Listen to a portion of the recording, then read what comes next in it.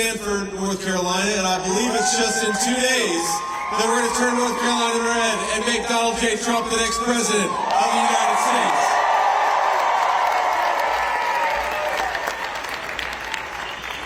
Now, I'm going to ask, who voted early in this? Wow. It's a big crowd. Well, and who is going to vote on Election Day?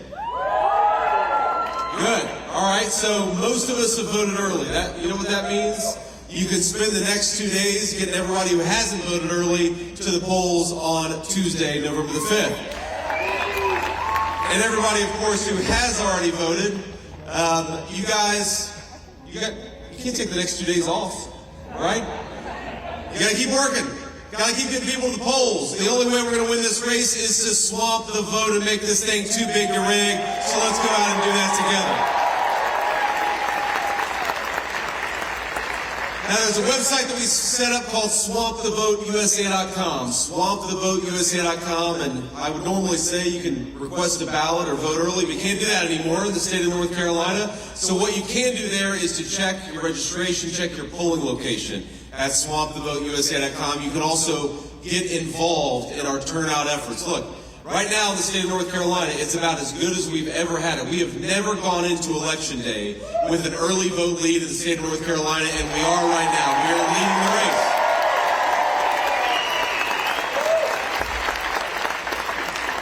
So that's the good news. The bad news is the Democrats are going to try to swamp the vote in their own way on Election Day, so we got to make sure that every single friend, every family member, everybody who hasn't gotten to the polls, we got to make sure that they get there, and that's why we're here, is to remind you that we have got to win, not just the days before Election Day, because that's only half the battle, and I'm glad that we won it, but we got to win Election Day too, and that's what we're going to win. We're going to make Donald Trump the winner of North Carolina, but the president-elect of the United States. Now, the stakes of this election couldn't be higher, of course, and I think it's important to remind our fellow citizens that they can have it so much better, and in fact, when Donald Trump was president, they did have it so much better. Look, I brought this just to illustrate how much Kamala Harris's inflation has cost us. This is $5,000 right here. This is 5 months of Kamala Harris's inflation. Every North Carolina family is paying this in additional grocery prices, in additional rent prices, in additional housing prices, and ask yourselves, how much bigger is this stack going to be with 48 months of Kamala Harris's leadership? The answer is it's going to be way too high. Now, meanwhile, Donald J. Trump would like to give every single American this in the form of a tax cut. So you got to ask yourselves,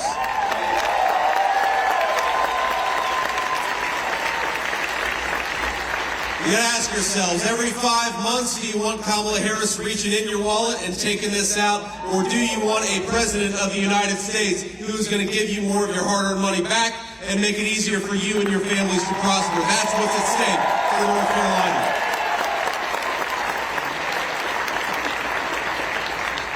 And I got a guy in the front here asking me to give it to him, and sir, we're not Democrats. We don't pay people to vote.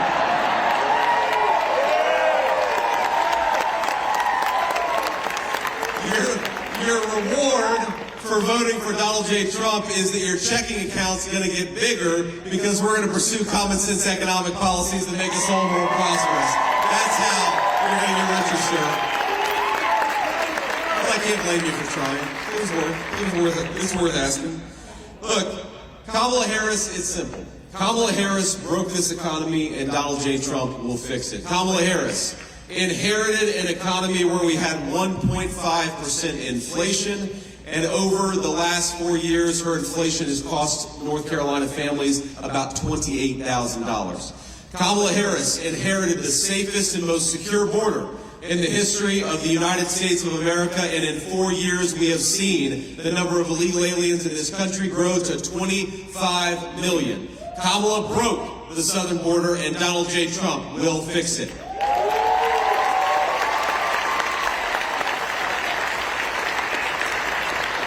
I don't know if you saw the jobs report a couple of days ago, but the American economy lost 28,000 private sector jobs. We lost 46,000 manufacturing jobs in just the last month. Kamala Harris broke the private sector economy, and Donald J. Trump is going to fix it.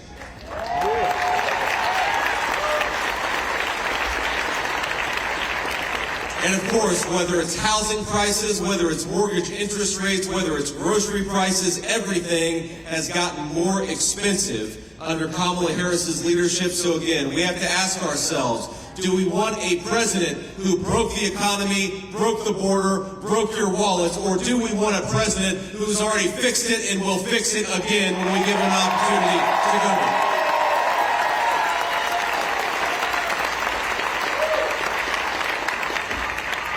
Now, here's the thing. I actually saw, I saw Tim Walz just a couple of days ago, my Democratic colleague who has to run around trying to convince the American people that Kamala Harris is fit to be President of the United States. We were on a tarmac in Las Vegas, Nevada, and we were about to hit the road and come to Arizona and then, of course, come back east where we're campaigning for the next couple of days. And, it occurred to me that I've had tough days at work, and I'm sure every single person in this room has had a tough day at work.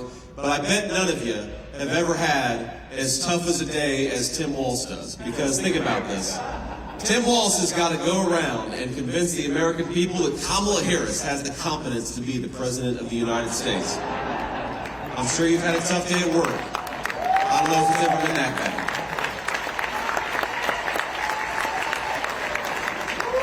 Tim Walz has got to go around the country and try to convince people that Kamala Harris, the sitting vice president, is somehow going to change and do something different over the next 4 years that she hasn't done over the last 4 years. Tim Walz has got to go convince people that Kamala Harris is going to be different than she has been. She's going to fix the problems that her policies created. You know what I get to go around and do? I get to go around and talk about the fact that when Donald J. Trump was president, we had the fastest rising take-home pay in 40 years in the United States of America. I get to go around and talk about the fact that when Donald J. Trump left office, inflation was at 1.5%. Americans could afford the basic necessities of a good life. And I get to go around and talk about the fact that when Donald J. Trump was president, we were able to secure the southern border, and we told people who came here illegally into this country, go back home and come through the proper channels. We're not welcoming illegal immigration by the hundreds of thousands. That is the Donald Trump record, and that is the Donald Trump plan for our future. And it's funny to watch Kamala Harris. She gives these interviews. And, on the one hand, obviously I disagree with Kamala Harris on all these issues. I criticize her every single day. On the campaign trail, I criticize what she has done to the United States of America. Then on the other hand, she goes and does an interview, and I think she picks us up about 100,000 votes. So, Kamala Harris isn't all bad, right? Every now and then she helps us out. And here's the thing. When Kamala Harris, when she's got a teleprompter in front of her, she throws out a bunch of slogans, and sometimes they sound ridiculous and sometimes they sound okay, but we can't pay attention to the slogans of Kamala Harris. We've got to pay attention to what she's actually done. And what Kamala Harris has actually done is that she came into office and bragged about undoing Donald Trump's successful border policies. She came into office and said that she was going to go to war on American energy, and that's exactly what Kamala Harris did, and that's one of the biggest reasons why we can't afford groceries and why our citizens can't afford to buy a nice home. She came into office and said she cast a tie-breaking vote on trillions of dollars of new spending. And so every time you hear Kamala Harris stand before the American people with a teleprompter in front of her and say, on day one, we're going to tackle the affordability crisis, or on day one, we're going to secure the southern border, you can ask Kamala Harris, day one was 1,400 days ago. What the hell have you been doing for the past 4 years? Stop talking about your job and start doing your job.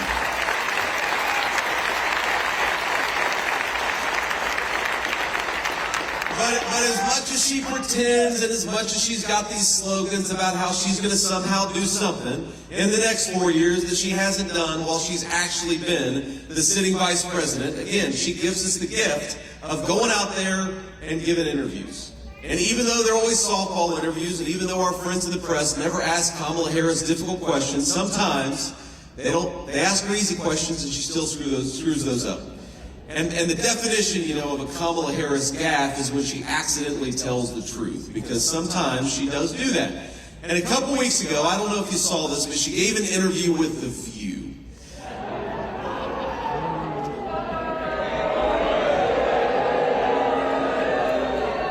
I always say, look, the sacrifice I make as your next vice president is I watch Kamala Harris on The View so that you don't have to. Look, we need you. You're welcome. We need you as sharp as you possibly can be for the next 2 days, because we got to turn out the vote. So don't go and watch this interview, because you lose about 20 IQ points if you do. But I watched this interview, and remember, she talks about how different she's going to be from Joe Biden when she's got a teleprompter in front of her.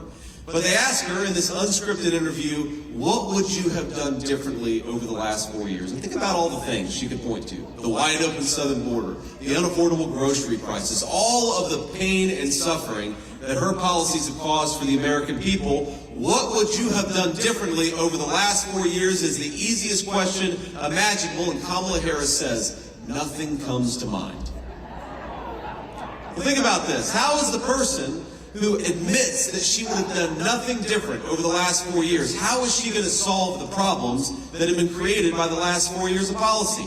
If she's not going to do anything differently, how is she going to lower your grocery prices? If she's not going to do anything differently, how is she going to make home ownership more affordable for our young people? If she's not going to do anything differently, how does she propose exactly to close the border that was open under her watch? And the answer is she doesn't plan to do anything differently. So for the people of North Carolina, the choice is very clear. It's a choice between more of the same. More high grocery prices, more unaffordable housing, more open borders, more fentanyl in our communities, or the choice is, do we take this country in a different direction? Do we get back to peace and prosperity? Do we get back to the leadership of Donald J. Trump? And that's what we're going to do.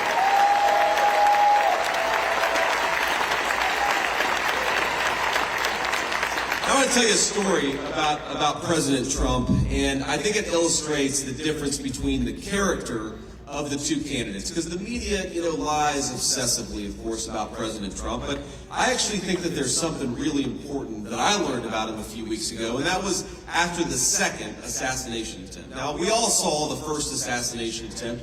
He raises his hand in the air and says, fight, fight, fight. I was inspired by that. I think that everybody here was. The act of defiance in the face of an assassin's bullet. But a few weeks after that, after a second assassination attempt, the president called me and told me what had just happened. And I said, oh my God, sir, are you okay? Clearly you're physically okay, but that's a traumatic thing to happen, a second assassination attempt in as many months. And he says, yeah, I'm doing fine. I'm kind of pissed off, though, because I was going to make a birdie on the 6th hole, and the Secret Service wouldn't let me finish. And, it kind of occurred to me in that moment that that's the kind of person you want in the Oval Office when the world goes to hell. Because you never know how somebody's going to react under a moment of crisis until you actually see their response under that moment of crisis. And you've got Kamala Harris, who runs from the friendly American media. Can we trust that person to negotiate for us with Vladimir Putin, the leader of Russia, Xi Jinping, the leader of China? No, of course we can. Because she can't even talk to the friendly American media. She sure as hell can't be trusted to negotiate on our behalf on the world stage. But you know who I do trust? The guy who took a second assassination attempt with good humor and didn't lose his cool and went back to work the very next day. That's who we want doing the American people's business.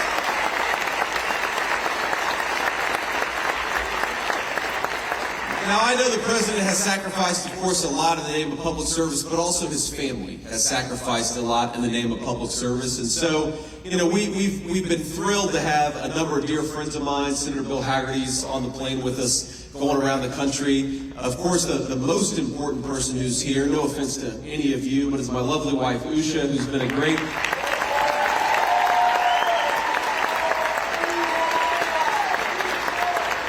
been a great partner, of course, but just my best friend. It's fun to get to do this with your best friend. We've got the great Senator Ted Budd and his lovely wife. Thank you, Ted, for being here. But we've also had my dear friend and the president's eldest son, who I think would like to say a few words. Donald Trump Jr., come on up here and tell the people why they need to vote for your dad.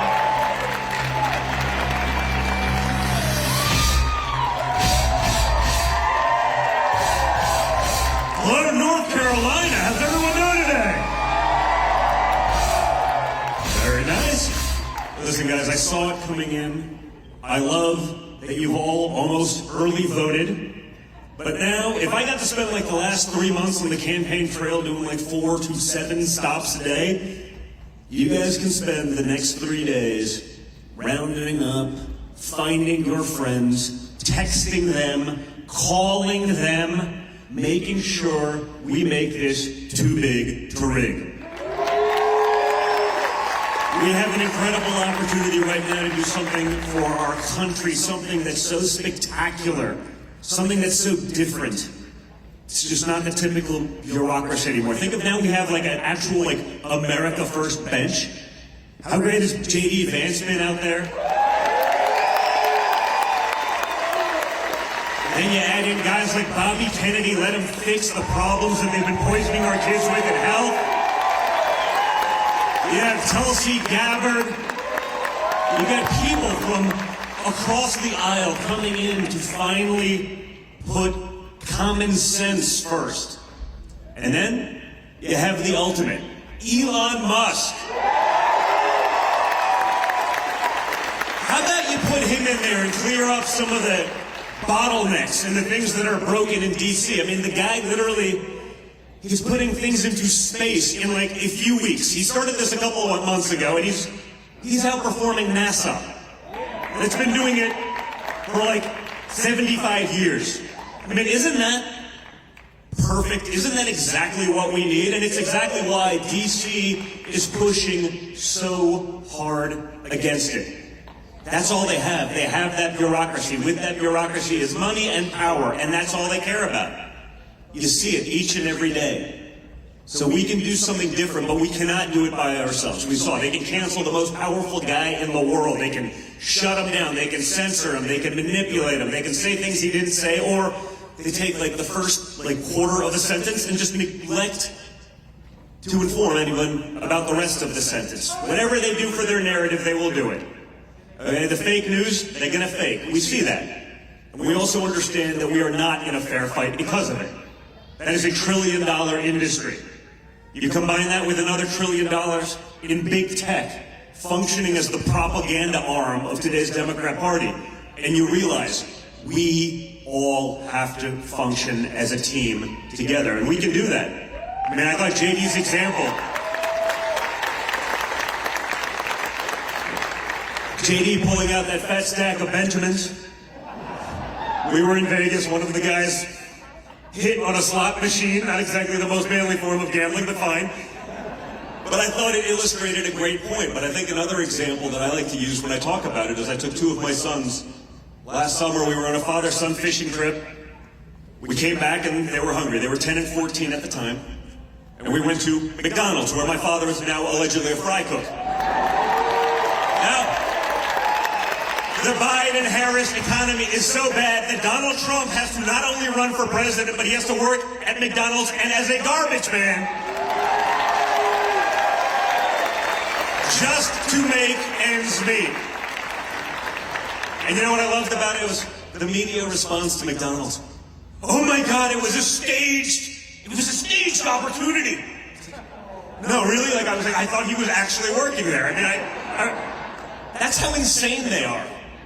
Think of that, okay? But I take my kids to McDonald's, and I'm not one of these guys, liberal virtue signaling. My 2-week-old baby was crying the other day about the potential of nuclear proliferation on the Korean Peninsula. It's like, no, I know exactly who I am. I'm very comfortable with it. I'm open and honest about it. I'm the son of a billionaire from Manhattan. But if Donald Trump Jr. takes his children to McDonald's and has sticker shock, that is a serious problem, folks, okay? That is a serious problem. McDonald's was never, until the Harris-Biden economy, it was never a luxury item, right? And under my father, it won't be again. But we have to get him there, okay? This notion that Kamala Harris is going to be an agent of change. If she was going to change anything, she's changed a lot. It's all for the worse. But if she was going to change anything for the better, wouldn't you have done it by now? I mean, you are the Vice President of the United States. You're number 2 in charge. and you can't come up with anything you would have done differently. Wouldn't have done Afghan withdrawal differently, wouldn't have handled the border differently. Think of the crime, the death, the fentanyl that's come across the border under her watch. She's not going to do anything differently, guys. Thinking that Kamala Harris is going to do something different, that's like crapping your pants and changing your shirt. You switch out Biden for Harris. That's it's literally the example. And you know how we know this? Because after about a month, when they finally forced her to put up her policies on her webpage, she cut and pasted from Joe Biden's playbook. Didn't even change the source code. Nothing is going to change. Don't be gaslit by it. Don't believe it. Just get all of your friends out. If we do this, we will do this together. Okay, we can take back our country together. We will function like a team. We will actually have unity. We will end the insanity of men in women's sports. We'll end the insanity of our open border policies, where they let in 600,000 criminals, 13,000 murderers, 16,000 sex offenders and rapists. Think about that. Those are U.S. government statistics from their administration. They know that's coming across our border, and they allowed it to happen anyway. This is not sane. They're not worried about any of that. They'll allow that to happen. But if someone adopts a baby pet squirrel, justice for Peanut. No, but think about it. Our government will let in 16,000 rapists, they'll let in 13,000 murderers, they'll let in 600,000 criminals across our border. But if someone has a pet squirrel without a permit, they go in there and kill the squirrel. Think about, that's the Democrat Party. That's where they'll go. That's their overreach. They want to control every aspect of your life. The big stuff, the stuff that matters, the stuff that's killing our kids, destroying our neighborhoods, that's different.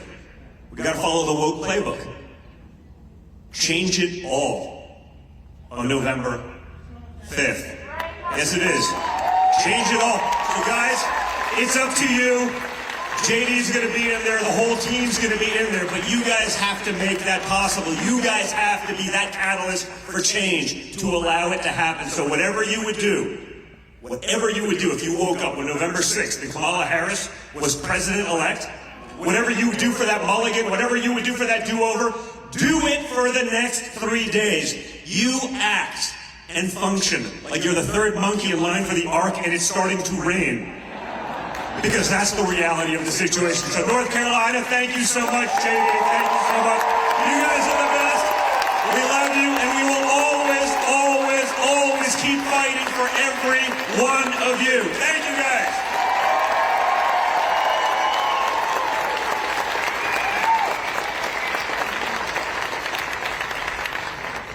So I know Don's fired up about Peanut the squirrel. We were on the way down here from Cincinnati.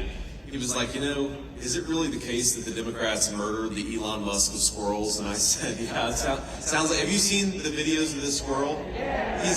He's a genius, or he was, unfortunately. But the same government that doesn't care about hundreds of thousands of illegal immigrant criminals coming into our country doesn't want us to have pets. The craziest thing. Look, let me leave you with a couple thoughts here, because I know we're going to get on to the next spot, and I want to make it clear that if you are undecided in this election, I think it's important to consider what's at stake. And I know all of you are not undecided, but there are a lot of people who are going to watch at home. We're going to see the clips from this, and I think it's so simple. The media is trying to distract us. They're trying to talk about everything other than which candidate in this race is going to make your life better. Which candidate in this race is going to take this money out of your pocket, and which candidate is going to put it back in? The answer is we already know. We don't have to guess. Kamala Harris, over the last 4 years, has been taking money out of your pocket with inflation. Donald Trump already put a lot of money back in your pocket when he was president, and that's exactly what he's going to do again. We ask ourselves, how do we create the prosperity of the Trump economy? How do we go from low inflation and rising take-home pay to where Kamala Harris has got us today? And the answer is very simple. Kamala Harris decided to wage war on the American energy industry. Because think about this. If the truck driver who's delivering the groceries to the grocery store is paying 45% more for diesel, then all of us are paying more for the groceries at the grocery store. If the guy delivering the lumber to the job site is paying 40% more for gasoline, then all of us are paying more for the house that was built at that job site. So the Donald Trump plan to get us back to economic prosperity is very simple. It's just about common sense. Where Kamala Harris would like us to buy oil and gas from tin pot dictators all over the world, Donald Trump wants us to drill, baby drill, buy it from American workers and American territory.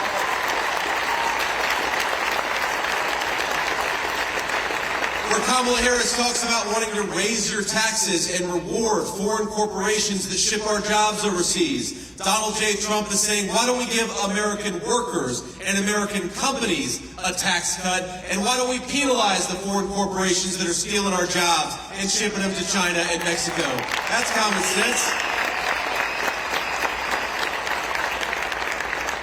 Where Kamala Harris has rolled out the red carpet to illegal immigration, is offering to give Social Security and Medicare benefits paid for by you to people who have no legal right to be in this country, Donald J. Trump is saying, let's finish the wall and send illegal aliens back to their home countries, which is where they belong.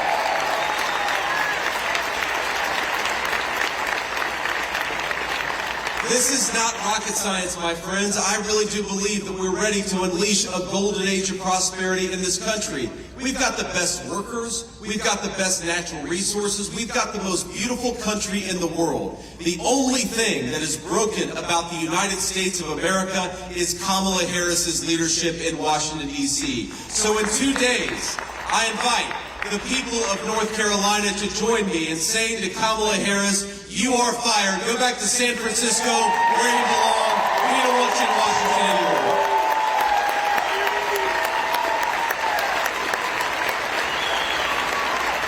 And while Kamala Harris attacks her fellow citizens for daring to criticize the job that she has done as vice president, if you think that she's done a crappy job on the border, she'll call you a racist. If you think that you should be able to afford housing and groceries, her boss, Joe Biden, will call us garbage.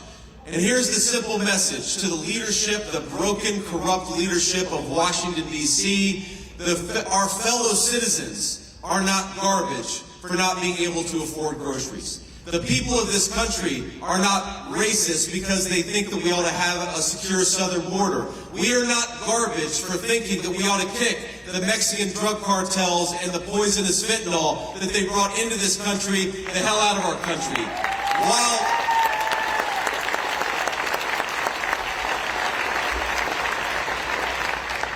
But while none of our fellow citizens, whatever their politics, are garbage for thinking that Kamala Harris has done a bad job, in just 2 short days, we're going to take out the trash in Washington, D.C., and that's what we have an opportunity to do.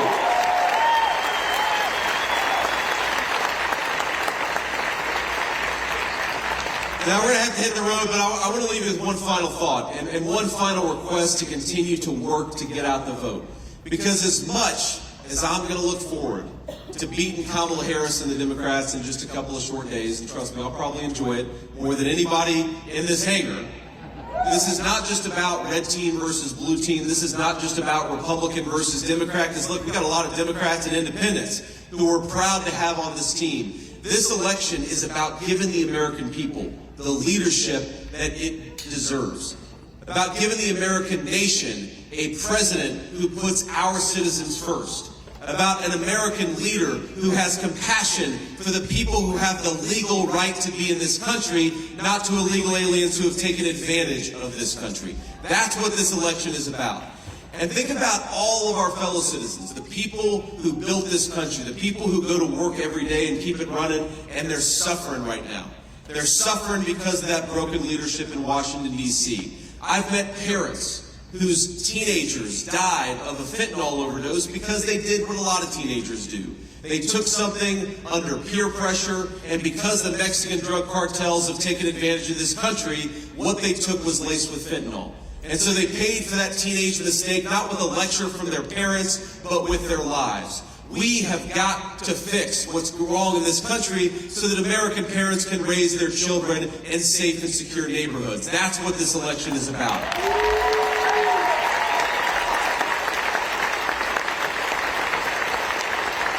I talked to a woman who told me that for 40 years, she and her husband had a family ritual. They would do steak night every Friday night, but last year they canceled steak night for the first time in 40 years because the groceries got so expensive that they were unable to do something that they had done for a half of a century.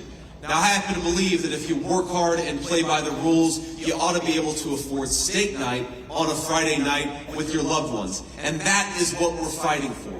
We're fighting for the Americans who want to afford a nice meal. We're fighting for our fellow citizens who can't afford groceries and housing because of what's gone on in this country for the last few years. We're fighting for American parents and grandparents to raise their children in safe and secure neighborhoods. We're fighting for the basic principle that if you work hard and play by the rules, you ought to be able to get ahead in this country that all of us love. Now, I believe that that can happen, and I believe it will happen, but it won't happen unless we give the American people a president who is fit to lead this great nation. So in 2 days, North Carolina, let's do exactly that. Let's make Donald J. Trump the president of the United States. We're going to do it. Let's do it together. God bless you.